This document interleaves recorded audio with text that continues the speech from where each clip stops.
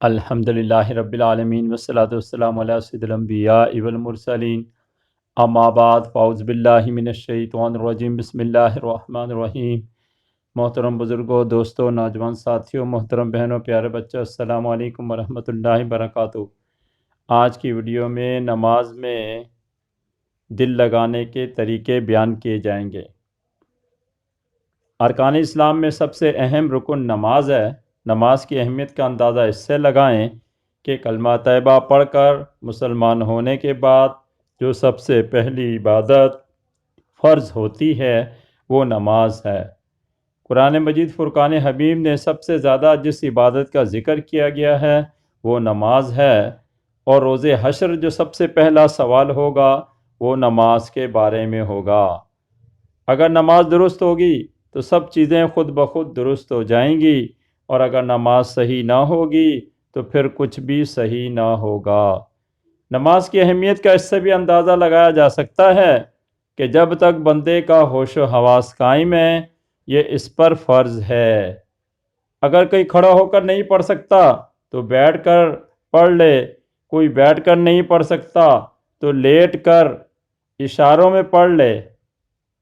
حالانکہ دیگر عبادات میں تخفیف ہے مگر نماز میں نہیں۔ مثلا روزہ اگر کوئی بیمار ہے یا سفر میں ہے تو بعد میں رکھ سکتا ہے۔ اسی طرح زکوٰۃ اور حج تو ہے ہی صاحب حیثیت کے لیے، غریبوں پر فرض نہیں۔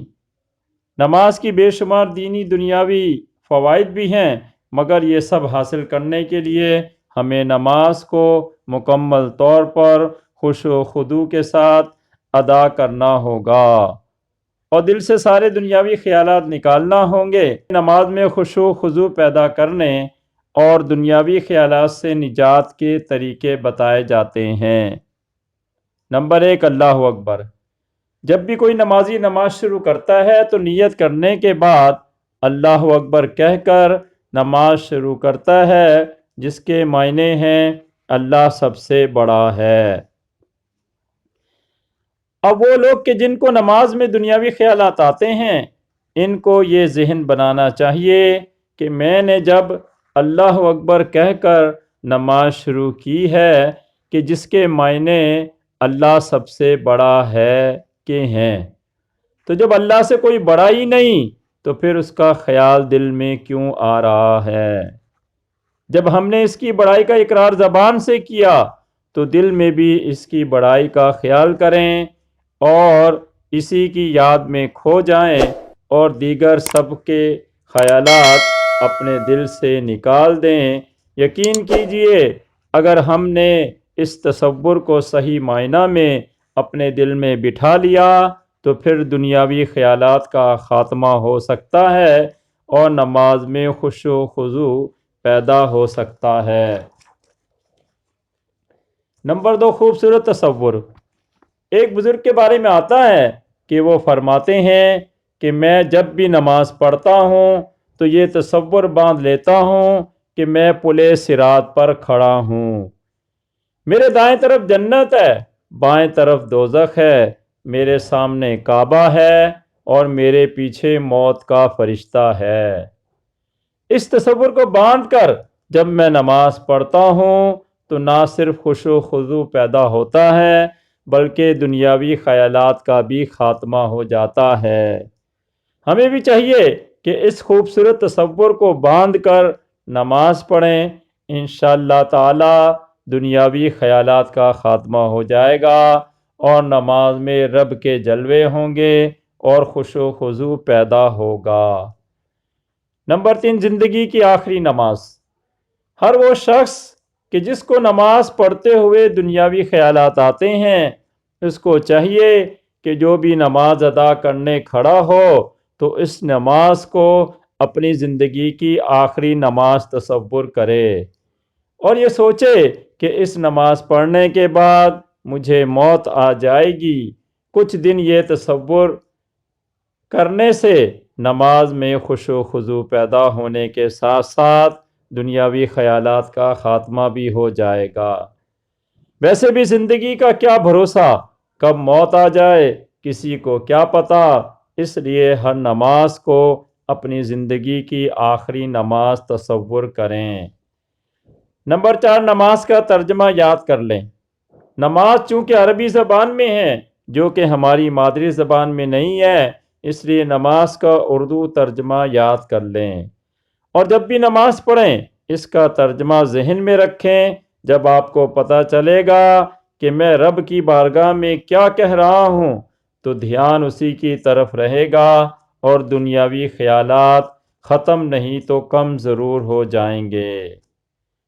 نمبر 5، جائے نماز اور جگہ سادہ ہو۔ جائے نماز کے نقش و نگار اور نماز ادا کرنے کی جگہ کے نقش و نگار بھی نمازی کی توجہ رب سے ہٹاتے ہیں، لہٰذا یہ دونوں چیزیں سادہ ہونا چاہیے۔ اللہ کے نبی صلی اللہ تعالی وسلم بھی نماز ادا کرنے کی جگہ سے ایسی چیزیں ہٹا دیا کرتے تھے، مگر آج کل ایسی چیزوں سے بچنا ناممکن ہے کہ اکثر مساجد میں نقش و نگار بنے ہوئے ہوتے ہیں۔ ہاں، اپنے گھر کے اندر اگر کوئی نماز ادا کر رہا ہے تو اس پر عمل کر سکتا ہے۔ اگر ہو سکے تو ایک سادہ سی چادر مسجد میں ساتھ لے جائیں اور اسی کو بچھا کر نماز ادا کر لیں۔ نمبر 6، نماز آنکھیں بند کر کے ادا کریں۔ نماز میں آنکھیں بند کر لی جائیں تو اس سے بھی دنیاوی خیالات کم ہو جاتے ہیں اور خشوع و خضوع پیدا ہو جاتا ہے، مگر علماء کرام نے آنکھیں بند کر کے نماز ادا کرنے کو مکروہ قرار دیا ہے، مگر یہ بھی فرمایا ہے کہ اگر نماز میں آنکھیں بند کرنے سے مزہ آتا ہے تو آنکھیں بند کر کے نماز ادا کی جا سکتی ہے، لہذا دنیاوی خیالات کے خاتمے اور خشوع و خضوع کے لیے نماز کو آنکھیں بند کر کے ادا کریں۔ نمبر 7، پاکی و طہارت۔ نماز میں خشوع و خضوع کے لیے پاکی و طہارت اولین شرط ہے، یعنی نمازی کا غسل صحیح اور وضو صحیح ہو اور وہ پورے شرائط و آداب کے ساتھ نماز ادا کرے۔ اسی طرح صحیح طرح رکوع سجود کیا جائے اور سنت رسول کے مطابق نماز ادا کی جائے، کہ حدیث شریف میں آتا ہے کہ آدمی کو نماز پڑھتے ہوئے 70 برس یا 80 برس ہو جاتے ہیں مگر ایک سجدہ بھی قبول نہیں ہوتا، کیونکہ وہ رکوع صحیح نہیں کرتے اور سجدہ صحیح نہیں کرتے۔ تو جب نماز ہی نہیں ہوتی تو خشوع و خضوع کہاں سے پیدا ہوگا؟